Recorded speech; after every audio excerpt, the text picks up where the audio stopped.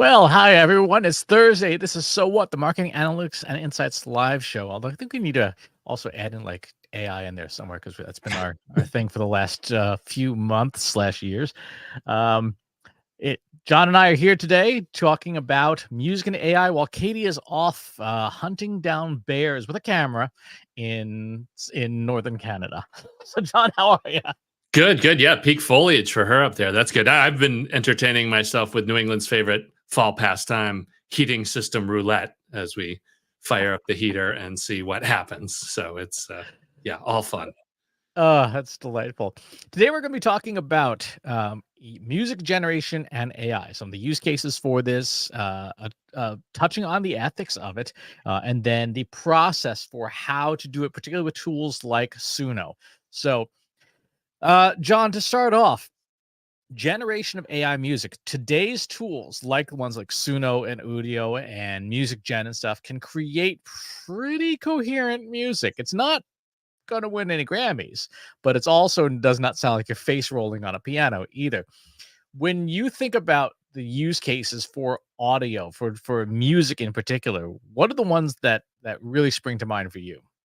Yeah, there's a couple different levels. I mean, it's very similar to what we saw with generative AI images. The big one is for most of us and our watchers and listeners is, you've got something and you want to put some music there. It does not to be need to be anything great. It just needs to be something basically as a background track to hide all the noise and all the screw ups, right? Like you just need something behind there. And if it is closer to the mood of what you want to do, like that's fantastic too, but you just need something good enough to get there. But then you've been playing around a lot with this stuff, and I'm interested in some of the stuff where it's actually starting to sound pretty good. Like it's stuff that you would leave on in the background as you work and not, think that this was just all created by a computer. So yeah, there's going to be some interesting stuff about leveling the playing field for everyone to be able to create music and kind of get their artistic stuff out there. And that's a really, I think, critical point is the the content that these things create today certainly is good enough for I would call it commodity music. So hold music is an example. There's no reason why you can't have just a bunch of hold music for elevator music for things where music is not the central focus of what you're doing, as opposed to sitting down with your Sennheiser, your studio headphones, and actually listening to it. It's probably not going to be something you're like, this is my music listening session. You're not going to do that because it's not as good as human led music. So Cool. Well, how about what's even in the tool stack? Like, I haven't even been watching this space because I've done a bunch of stuff with images, but have not gone anywhere near music. so the two big players right now that have commercial offerings. Uh, there's one called Suno and one called Udio. So Suno, which is at suno.com, and then Udio, which is obviously at udio.com. These are the two big ones. Of the two services, Suno is kind of the market leader right now for a couple of reasons. One, it can generate tracks up to 4 minutes long. Udio is still limited to roughly about 30-second segments. Interestingly, behind the scenes, if you look at the structure of the music that Suno produces it more or less in 30-second chunks that it then silently seems to glue together, because you can have some hallucinations, some auditory hallucinations in the background. And and then there are the big libraries like Music Gen, which I believe is Meta's, and Google's got their own music library as well. But those are not commercially available. Those are research tools, and you can use them, but their quality is not great. What the teams at the commercial companies are doing seems to be, good enough again for basic stuff. So to give you a sense of some of the output, this is just a very light jazz piece that the machine put together from a pretty straightforward prompt. So let's give like a few seconds listen to this.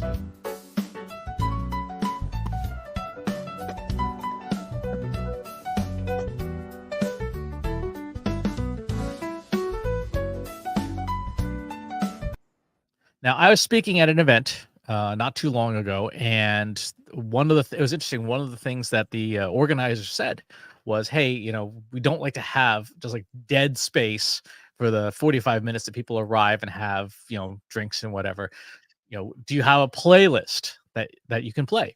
And I said, do you have an ASCAP or BMI license, which a venue is required to have if they're going to play copyrighted music. If you do not do it, a music industry lawyer shows up and punches you in the face, and the fines are substantial. AI generated music falls into the same category as AI generated anything. It has no copyright, and therefore it has no legal standing, but it also has no licensing either because it was not made by people. And therefore, if you play AI generated music in, say, a venue of some kind, you don't need to have those licenses. So in this case, the music was not the centerpiece. It was just background. And so this was a perfectly fine use case. Which brings us to the ethics of it. So the ethics of this, and there's problems in music generation. Two of them, two big ones. Number one, in the example I just mentioned, when I play AI generated music, no one's getting paid. Right? There is no artist, there is no musician, and therefore, any money that a human artist would make isn't happening. Interestingly, when you look at some of the major music services like Spotify, they do not exclude AI generated music. And there is a belief, I don't have any documentation to back this up, but there's a belief, particularly in the music community, that these services will embrace AI generated music because it means they don't have to pay musicians for the same reason that Spotify embraced podcasts. Every minute that you're listening to a podcast on Spotify is a minute you're not listening to licensed music, which means it's coins that Spotify does not have to pay out to anyone. Yeah, it's definitely the impact on this is just classic digital eats everything, So yeah, there's a lot of life for the independent artist is not going to get any better anytime soon. Yep. The other side is the training data. The commercial companies do not disclose what training data they used, but it's pretty apparent that they probably scraped YouTube, as most companies do. And the reason I say this is that in these tools, they have some basic copyright protection. So if you were to copy and paste Taylor Swift's lyrics in, it will say, I'm sorry, this is a copyrighted set of lyrics. You can't use this.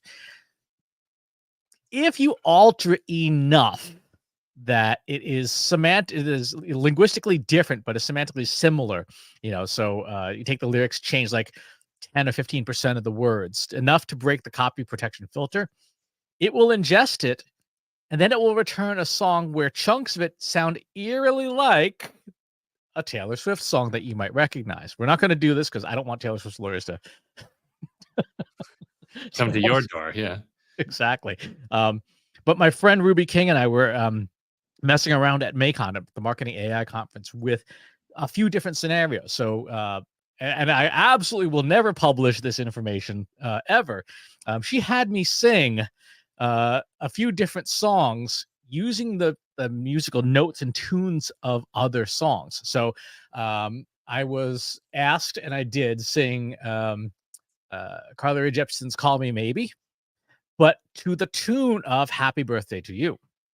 Okay. And then we fed that into the new cover feature and said, cover the song, and chunks of it were the exact melody of "Happy Birthday to You," and chunks of it, because of the language used, were "Call Me Maybe." And there was, the chord progression. You could tell that pretty clearly came from copyrighted training data. So the caution here with these tools is that they are for sure using copyrighted data. And if there's one industry that's really good at suing people, it's the music industry. So I know Suno itself has, some pending lawsuits about the use of copyrighted data. So just be aware that the tools are not without their ethical complications. Yeah, and what do you see? I don't know. This is, we're seeing this all over the place, right? These large language models have no life experience, so really everything in there is taken from some other artwork. The problem is we can't attribute any of it back to where it goes, right? It could be a penny for everybody, or there could be select artists that are do a bigger chunk, but we don't know anything about that. And that's not even getting into the thorny mess of, these companies are startups. It's not like they have $20 billion lying around to just start paying out to artists. So there's all of that. But I don't know. Do you see any path for where you think this is going to go over the next few years?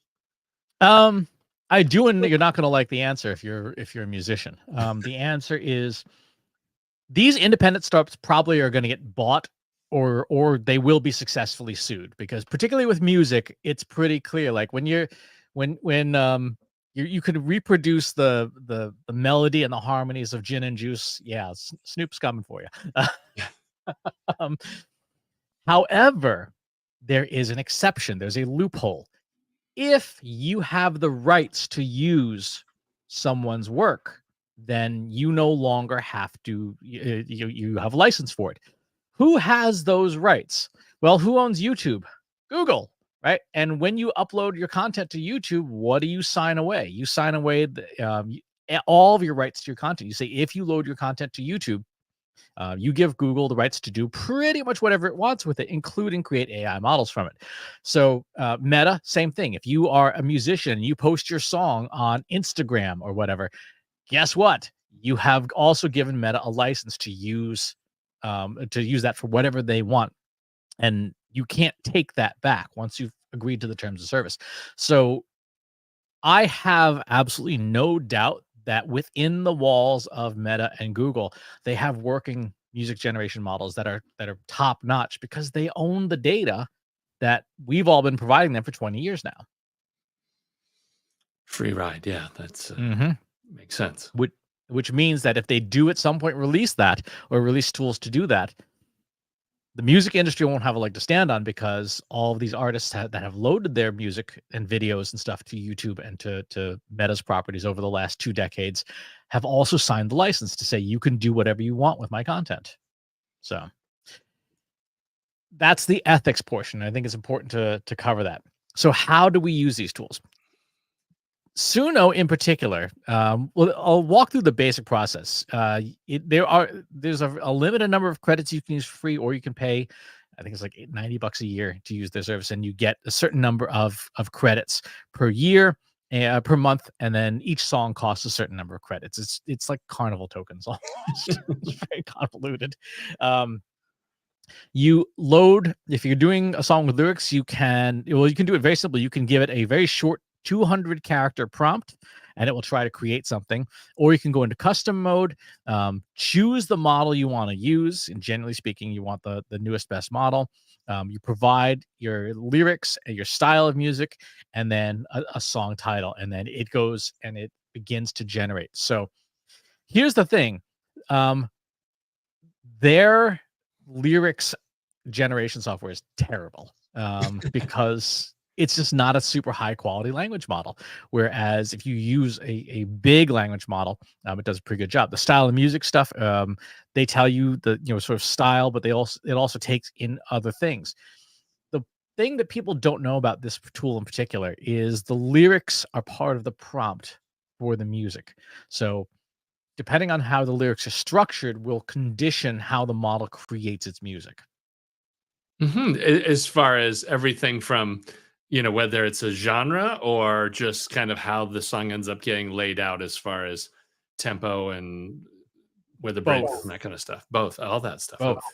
Yeah. So it's controlled by all of that. So to get the most out of this tool, you probably want to do your lyrics and your style of music prompts in a foundation model, a big model like ChatGPT or Google Gemini or Anthropic, and then copy and paste and port it into Suno to get the best results. At least that's been my experience with it. So let's go ahead and do that. We're going to start just with an example. We can take existing lyrics and move them in. So this, our friend Brooke Ellis posted, she had ChatGPT write a song about a survey she's trying to have people do. So we can take this structure of lyrics here, and then one of the things we need to do, we need to remove those emoji, because those emoji are not going to be our friend. And I will take these lyrics here, and we'll just put this straight into Suno's lyrics section. Now, that's about 1,200 out of 3,000 characters. That's well within the rates. The next part is the style of music, and this is where we want to provide really good feedback, some technical stuff. So, John, for a song that our friend Brooke has written, what would you say would be a good music style for that? Oh, that's got to be pop music. Yeah, of course. Okay. Pick an artist.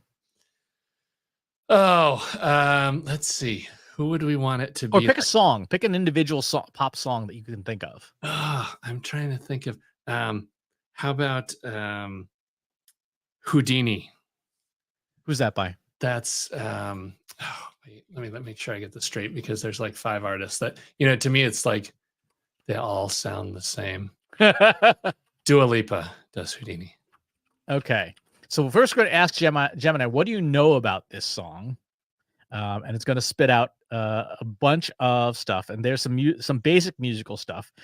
So now we're going to say, describe the technical aspects of this song, such as key, tempo, melody, harmony, chord progression, instrumentation, etc. So we're going to ask Gemini, what does it know about these pieces? It's key of G major, 128 beats per minute, melody, harmony, chord progression. And we're going to next say, write a prompt to give to a music composer to have them write a stylistically similar song to Houdini, incorporating these technical aspects. So we've now gone from getting its knowledge, the primed knowledge, and turning it into what are the tech specs of this song. This is a useful, a hefty amount of stuff. So, but it's too big for Suno's prompt. So condense this prompt down to 200 characters, preserving the most technical aspects, most key technical aspects. Omit verbs. So it should now turn this into a Suno style, essentially a Suno style prompt. So there's that. We can't use the copyrighted terms. It will flag on that. So let's take that, paste that in here. See, sorry, it's 120 characters. I forgot about that. Oh wow, less than a tweet. Now condense down to 120 characters. I forgot 200 is if you don't provide lyrics. Okay. So G major, 128 beats per minute, diatonic, new disco. All right. And then we're gonna call this "Take My Survey, Please." Number 1. What happens next is that it will evaluate the prompt. It will evaluate the style of music. You can tell it to exclude certain styles, like if you know that it has a tendency to spit out a certain type of prompt, or a certain type of song, you can exclude, like, please stop making this sound like, country pop. And you can say, I don't want it to sound like country pop. And then once that's done, you can listen to a preview right away, or you can wait for it to the MP3 to download. We can see it's pending right now. But that's the general process for doing this if you have lyrics. If you don't have lyrics, you'd want to repeat a similar process, but with the construction of lyrics as well, which is considerably more challenging. What do you think so far? Yeah, this is the thing that shocked me the most was in the other model where you said break down the song and it gave you the full profile of the thing. Like that's kind of crazy. I was not expecting it to be that in depth and on the mark. And then the other, so here it's spit out too. Is that just giving you 2 variants to check out? So you've got 2 flavors and you would continue going in one direction? Exactly. So if we could get the audio hookup working on this, you know what? What the heck? I'm just gonna go for it. I can't stream off of this tab, but I am going to try and stream from my phone. So let's see if we can get Suno to play one of these candidates. Let me know if you hear anything.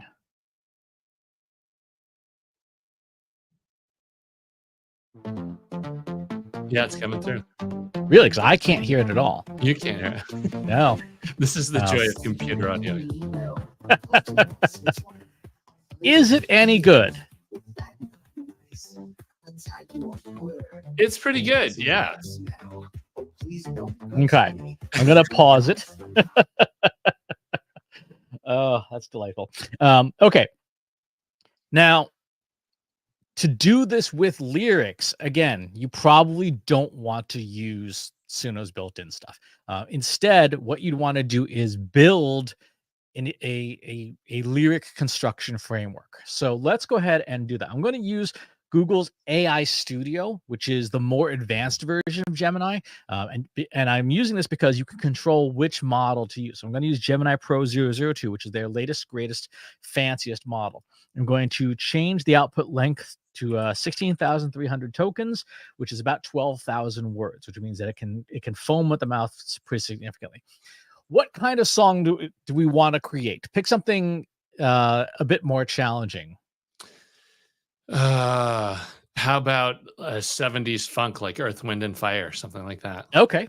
So the lyrics for that. So, all right, we're going to start off by saying, what do you know about the writing of song lyrics in the style of 1970s funk? For example, Earth, Wind, and Fire lyrics. So we're going to ask the model, what do you know about this? While it's spitting that out, we're going to start the next prompt saying, what are some common lyrics writing mistakes that less experienced songwriters make when writing 1970s funk lyrics?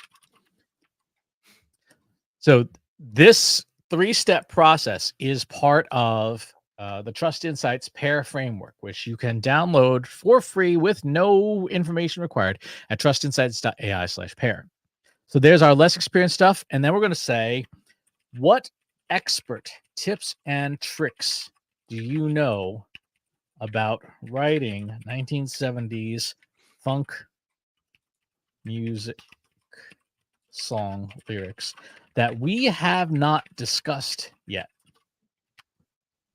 So this is now forcing the model to basically say, here's what we haven't thought of yet. So we're trying to broaden the field of knowledge within this conversation. Once we've done this, we want to ask it, create a consolidated, deduplicated, comprehensive list of best practices for writing 1970s funk song lyrics based on everything we've talked about so far. This step, in addition to consolidating the information, also reinforces the in-context memory. So when you're using language models, every part of what's happened in the conversation already becomes a part of the next prompt.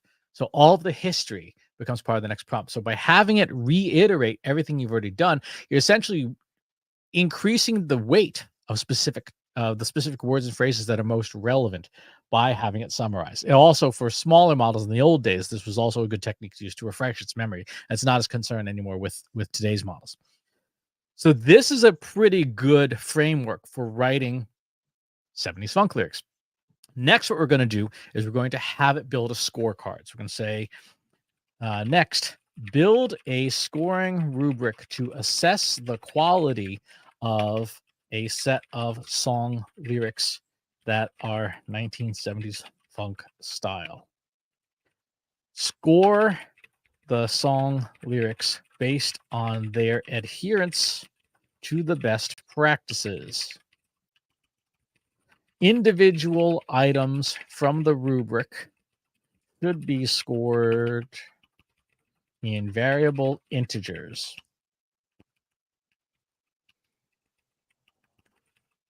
0 to 3, 0 to 5, 0 to 7, etc.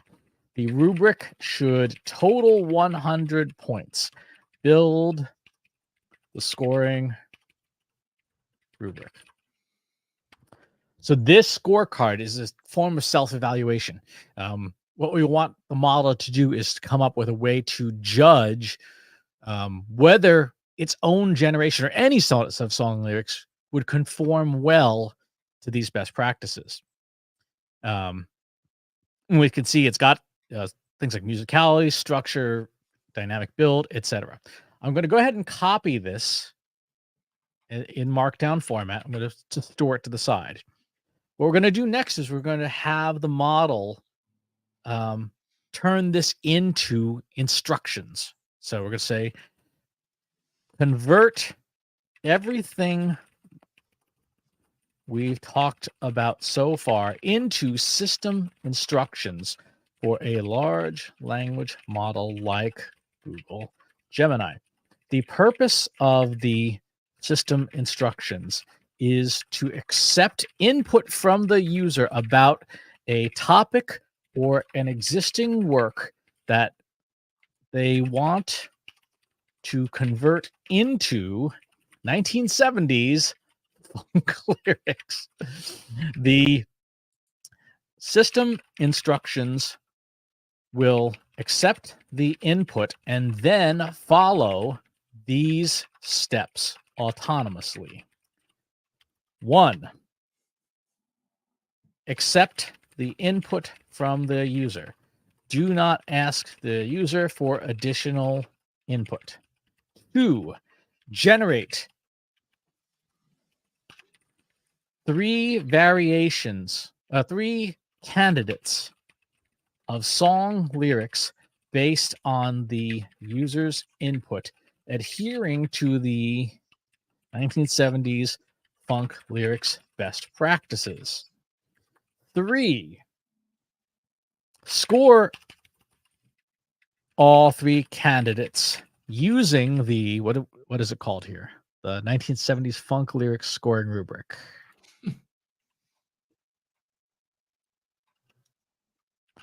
4, choose the highest scoring candidate and make an additional refinement of it designed to increase its score in the 5, score the refinement. 6, produce the highest scoring candidate of the song lyrics in full. Write the system instructions in the second person imperative. Okay, so what we're doing here is we are building essentially a bot, right? An application that will create song lyrics that will match this. And what this is going to do is this will instruct the language model about what to do. So let's go ahead and copy this, put it in a text document like so, and let's take a look here. So we're going to need to put the scoring rubric into this prompt. So we'll denote the space. So now, and let's just make sure that we don't have too many extra spaces. Good. All right. This is the prompt. Now, what do we do with this thing? There's a bunch of different things we can do, but for today, let's go ahead and start a new prompt. And we're going to paste the system instructions in right in here, that whole big honking thing. Now, let's take Brooke's song and let's convert it to 1970s funk. Here are the lyrics to convert to 1970s funk. Now let's watch it work. Get down with the feedback. Interesting that it actually skipped ahead and went with the 70. I don't think it did a great job with that. So let's delete that. Well, let's revise the prompt.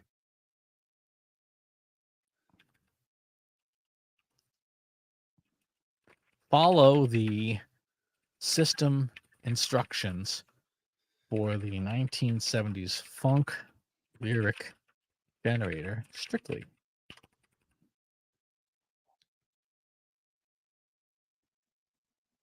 Interesting. It does not want to step through the instructions. That's okay. Wow.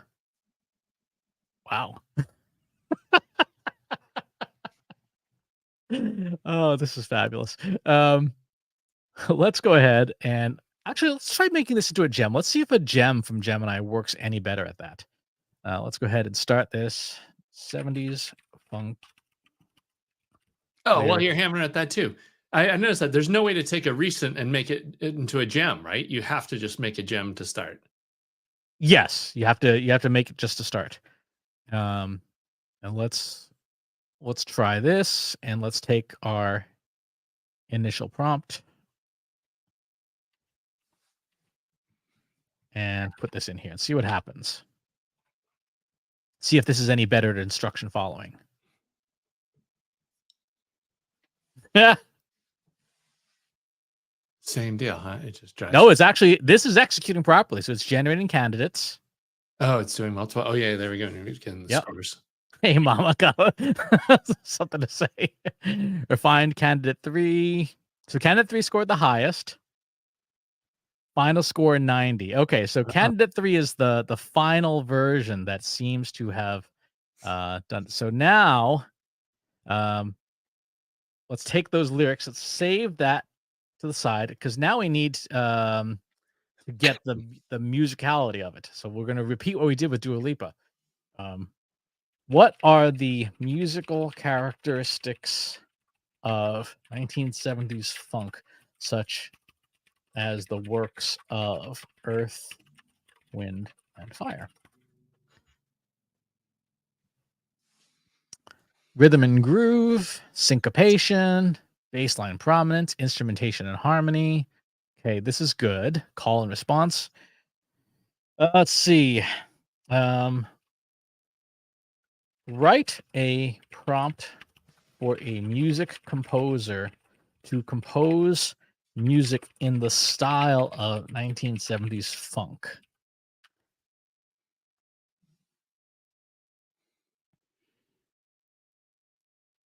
Okay. It totally pulled in Funkadelic and Cool and the Gang too. It made that leap. That's excellent. um, condense this prompt down to 120 characters, preserving key technical elements such as tempo, instrumentation, etc. Omit verbs. All right, funk 110 bass. Okay, we can't use obviously the names, so we'll just take this portion. Let's go ahead now and create ourselves a new song here. Oh, it's not gonna let me do it because I've already got this in the window. I'm gonna change it to 2, and we're gonna take those lyrics that it generated. Double check. Oh, it had a bit of a misspelling. So let's create candidate 3 that has the correct spelling of harmony. Survey 2 is ready to start previewing. Survey 3 is on the way. So, oh, there we go. All right. Are we feeling lucky? There's only one way to find out. All right. I'm gonna have to watch the replay because I can't hear this. Let's see.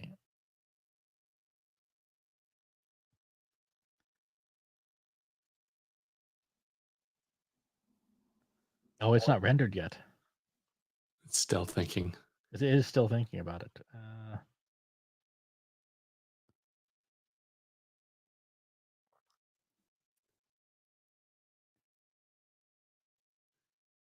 trying to share it from my phone, and it does not want to play. It's funny. If this even comes in 20% Earth, Wind, and Fire, I'm going to be laughing like crazy. That's version 1. We don't want version 1. We want version 3. Let's ditch that.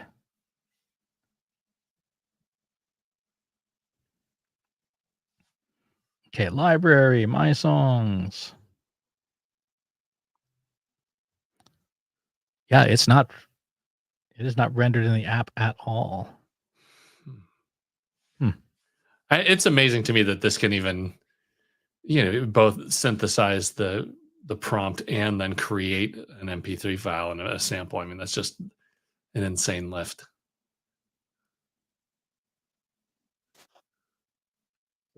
Version. I'm gonna live dangerously here. I am going to stop sharing this, remove this one, and then I'm going to share just the tab. This may completely blow up this live stream. We're live without a net here. We are absolutely without a net. Let's go.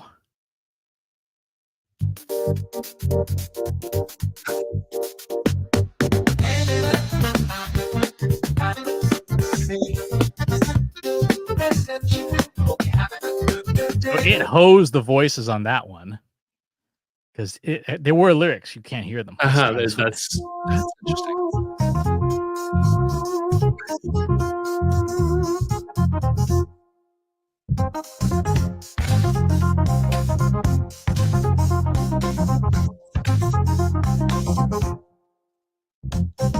Hey there, mama, got a little something to say. Sent you a message, hope you're having a good day. Slid in your DMs with a funky flow. Don't leave me hanging, let your answers glow. Fill out my survey, yeah, it's a soulful plea. Just a few questions, set your spirit free. Help me rise up, don't let me fall. Social care's the answer for one and all. The horn is totally making me laugh. That's like something from a 2003 video game, you know? I mean, it's just tremendous. But it's got the moving bass line, and the lyrics and the vocals are, straight to the point. So, and this is usually party music. Nobody's expecting Thoreau for these lyrics, I mean, That's true. I wonder what happened to version 2. Let's see if version 2 works at all here.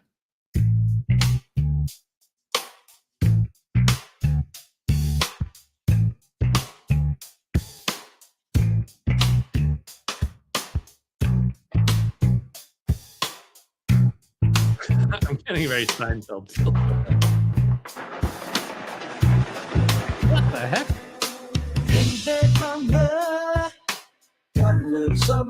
Yeah, so it hosed the vocals on that. That's weird. And then plus the garage door opening sound. I'm not sure what exactly that was all about. Um, this is also, one of the challenges with these tools is that they will create they're forecasting essentially. They're doing predictions based on the training data they've seen. So it is entirely possible that there is a 70s funk song that incorporates the music of like thunderstorms or whatever that anomaly was that it pulled in from its, in terms of tokens that it was aware of, and that created that very interesting result. That's totally a part. I could totally see George Clinton, one of their 40-minute jams having all kinds of bizarro stuff in it. Exactly. So that's the process that I would recommend using to generate music, particularly if you're doing stuff with lyrics. Have a foundation model, a frontier model like ChatGPT or Gemini or Anthropic's Claude. Build the lyrics. Have ideally a web aware foundation model. Build the music composition prompt based on what you want, so that you get as many of the technical terms needed in the style prompt as possible, because even a single word makes a difference in terms of how the songs come out. And so if you're burning characters on prepositions and punctuation and all stuff, you're not making the most of the tool to squeeze as much as you can in that space. And remember that the lyrics themselves are part of the prompt, so your lyrics should be structured in such a way that they help the model understand what kind of music it's creating. So with this, John, what are you going to go create? The thing that I really want to see, like, I just can't wait for the next generation. Like having to boil, because that prompt was amazing. Having to boil that down to 120 characters is a crime. Like the day you can grab that prompt and throw that whole prompt in there, that there's going to be some really interesting stuff. But yeah, it just seems like there's a lot of fruitiness going on when you're having to crank the vice so tight on that that training data. Exactly. One other thing that my friend Ruby talked about was that these tools will because they're sampling essentially existing music, they will sometimes come up with sequences and things that if a trained musician hears it will know that was 100% machine generated, because the physical agility needed to play what the machine came up with is impossible. She was pointing out with violins, there was one section of this one composition we created where she said you would have to be on like meth to be able to fiddle all those notes that quickly in that order. Yeah, that's not surprising, right? You're not limited at all by the limitations of the physical world and trying to do, yeah, that's a whole nother realm of musicality that I don't pretend to know anything about, but I do know that there's, yeah, occasionally there's songs where people are just like, well, how did you string your guitar to do that? Because you can't do that with a regular guitar. Exactly. Or, hey, you must have like 18 fingers to play that piano sequence or 3 hands or something. So be aware that as with all things AI, you should be disclosing that content is AI generated. If you don't, ethically, that's not a great thing to do, but B, a trained musician will go, you used AI for that. Here's how I know. I'm just dying. This is a variation on too many fingers. This is the same thing we see with images. You've got too many fingers in the output. Exactly. It's just too many fast hands on the keyboards and the strings. In terms of when you should use AI versus when you should use a human musician, I think the answer is pretty clear. For music where it doesn't matter, like that, like hold music, like background music, like music just as a backing track on a podcast, just some percussion or whatever. I think that's fine, because you probably aren't going to pay a human musician in the first place. And B, it's inconsequential if the machine doesn't do a great job. Equally true is if you're going to do something novelty. So, as an example, probably no one would ever pay a few $100 to a musician to take Brooks' lyrics and reformat them into a funk song, right? We did not take work away from a human musician. Right. That was never going to be a paying gig. Exactly. For anything that you need to own the copyright on, you must have a human do it, because right now, all AI generated music is non-copyrightable. So if it's going to be the centerpiece of your new ad campaign or the intro theme to your podcast or whatever, and you don't want other people using it, you have to hire a human musician. If the purpose of a piece of music is the music itself, you should hire a human musician, because they're going to do a better job than the machines will, at least with today's models. Now, that may change in the future, but for sure today, you have to hire a human musician to make something that, as the opening sequence of your Super Bowl ad. Yeah, you want a human musician working on that. And if you want the human musician ecosystem to thrive, you have to put some money into it. I mean, that's basically it. Yeah, no, that's the right thing to say. Let's support the artists and keep the interesting stuff flowing. But by the same token, if you need a track to hide the background noise, this will get it done for you. Exactly. Any final parting thoughts, John? Yeah, we'll be going on tour with our new album in 3 months once we get this all going. The 70s Funk email survey tour is coming to a town near you. So visit us over at 70sfunkaimusic.com, and we'll see you there. That is going to do it for this episode of So What. Thanks for tuning in, and we will talk to you on the next one. Thanks for watching today. Be sure to subscribe to our show wherever you're watching it. For more resources and to learn more, check out the Trust Insights podcast at trustinsights.ai/TI podcast, and a weekly email newsletter at trustinsights.ai/newsletter. Got questions about what you saw in today's episode? Join our free Analytics for Marketers Slack group at trustinsights.ai/analytics for marketers. See you next time.